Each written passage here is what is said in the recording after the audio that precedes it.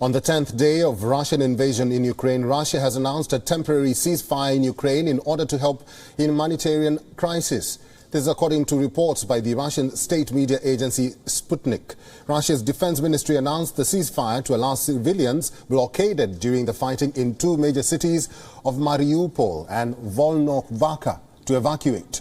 Earlier, Mariupol's mayor Vadim Boychenko had stated the city was under blockade by Russian forces after days of ruthless attacks. Сегодня, 5 марта, с 10 часов утра московского времени, российской стороной объявлен режим тишины и открыты гуманитарные коридоры для выхода мирных жителей из городов Мариуполя и Волновахи. Гуманитарные коридоры и маршруты выхода согласованы с украинской стороной. The key port city of Mariupol has been under intense attack for days now. People in the city have no access to water or electricity.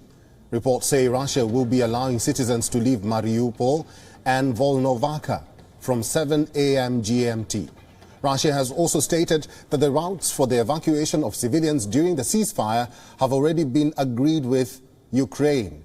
Second round of talks between Russia and Ukraine, remained inconclusive on other fronts. Ukrainian presidential advisor confirmed that even though the talks did not result in a ceasefire, focus was on ensuring evacuation and providing medical aid. Только что завершился второй раунд переговоров между российской и украинской стороной. К сожалению, к огромному сожалению, мы не получили тех результатов, на которые рассчитывали. И единственное, что я могу сказать, обсудили достаточно подробно гуманитарный аспект, потому что достаточно много городов сейчас находятся в окружении. Там драматическая ситуация с... Moscow and Kyiv have now agreed to temporarily halt fighting in selected areas. These include Mariupol and Volnovakha. 200,000 people are stuck in Mariupol, while 20,000 people are stuck in Volnovakha. The two sides have agreed to form a humanitarian corridor to ensure safe passage of those who are stuck in these cities. Officials say that civilians will start being evacuated from Mariupol on Saturday. City Hall announced that it will be possible to leave the city by private transport. The second round of talks were held at Belarus-Polish border. The two delegations also reached an accord to supply aid in the region.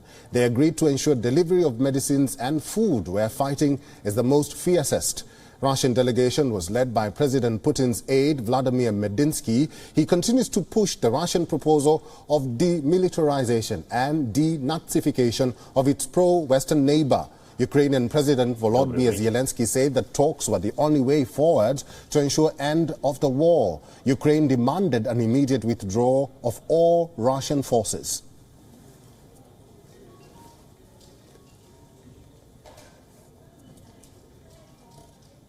Dr. Lada Rozliki is a security expert and is now joining us live in Frankfurt, Germany to talk more about this latest development. Welcome to WION, Dr. Lada. Hello, thank you for having me. Now, Russian forces have declared a ceasefire to allow humanitarian corridors out of two Ukrainian cities. The Russian military claims it is doing everything to ensure the peaceful evacuation of foreign nationals stranded in Ukraine. Dr. Lada, how would you assess Russia's response when it comes to the evacuation process? Russia is invading Ukraine. It is bombing and murdering people on the ground, and they are removing 200,000 people from Mariupol, from their homes. And I wonder, where are they going to be evacuating them? And the 20,000 in Volnovakha. And we will talk about Irpin and Kyiv. Millions of people are being evacuated by the Russians. So this is actually a cleansing of the Ukrainian territory of its people. So let's just hope that they will be alive, because we've been receiving quite a few reports about public executions that are starting to be planned for the people of Ukraine who support democracy. So let's just pray that they don't shoot these people or take them to Russia, liberate them. It's a terrible situation in Ukraine. So you do not agree with the Russian military claims that it is doing everything in their power to ensure that the peaceful evacuation of foreign nationals stranded in Ukraine? I have not no information whatsoever from any foreign nationals in Ukraine who are being evacuated by the Russian Federation. The expats that I know in Ukraine, who have made the conscious decision to remain, have done so in order to free Ukraine from the Russian invasion and from Russian agents, because this is our country and businesses are established here, families are established here. I can't even imagine the type of expat that is going to be evacuated by the Russian Federation. However, that having been said, we do know that an Indian gentleman had been shot and has bullet wounds and being held in a hospital in Kiev right now. For that type of individual or citizen, perhaps some sort of Russian support of evacuating one of your citizens could be foreseeable. But the general attitude amongst expats is, no, I mean, the Russians are invaders and they have death lists. Why would expats who are on death lists want to be liberated by the people who said that they're going to slice their throats? I mean, it doesn't make any sense.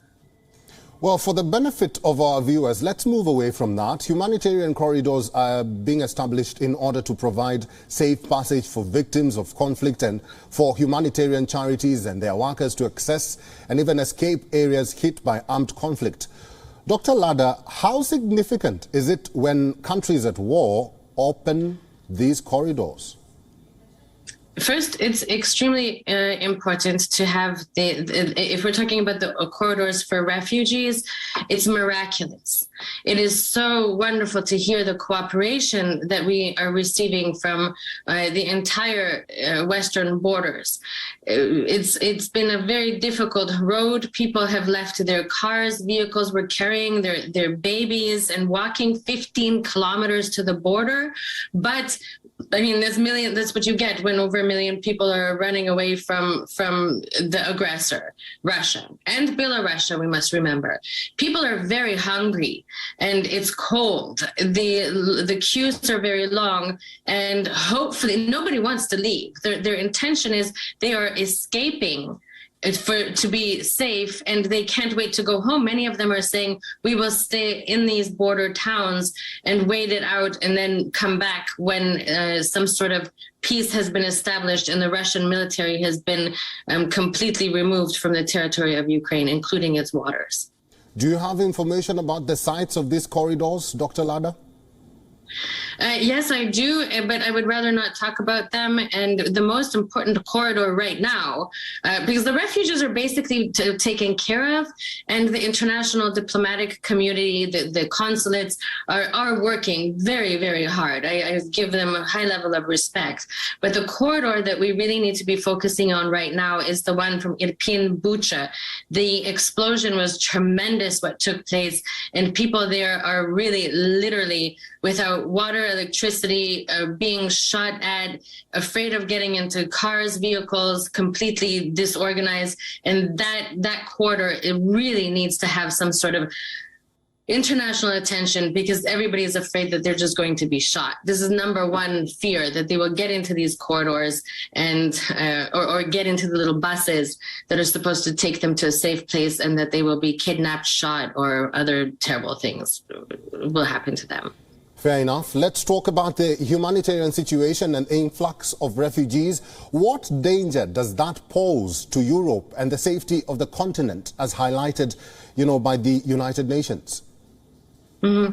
Well, I think that the Ukrainians are not going to be raping or pillaging Europe. That's not what Ukrainians do. Luckily, as terrible as it may sound, they are basically Christians. Europe is basically, so Christians, Jews, that's what you have in Europe. That's what you have here with your agnostics, of course. So, and also light skin. So that clashing that we saw, for instance, with the terrible refugee crises over the past years, when we had people coming up from Syria, where there was a clear differentiation. I think that Ukrainians are safer in Europe because they will be harder to distinguish. But then again, it's over 1 million people because the United Nations is now estimating 2 million. At the beginning of the week, it was 1, then it was 1.2. Now it's 2 million that they expect to be from flooding into Europe. On the one hand, Ukrainians it's great because most of them are highly educated and hardworking. But on the other hand, I mean, where are they going to live? Where are they going to get the money? Personally, I fled Kiev and with a rucksack. And I'm not a typical Ukrainian citizen. So it's going to take a lot of money and a lot of time, and it would be better for the European Union to stand up against the Russian Federation and call upon other countries, including countries such as India, for cooperation. And I appreciate India's very critical and difficult position in this role, in this situation. But it's time for major cooperation to address terrible atrocities of war that we have not seen since the end of World War II. Dr. Lada, we'll have to leave it there. Dr. Lada Rozlicki, thank you very much for your insights and for talking to WION today. Thank you very much, and have a nice day out there.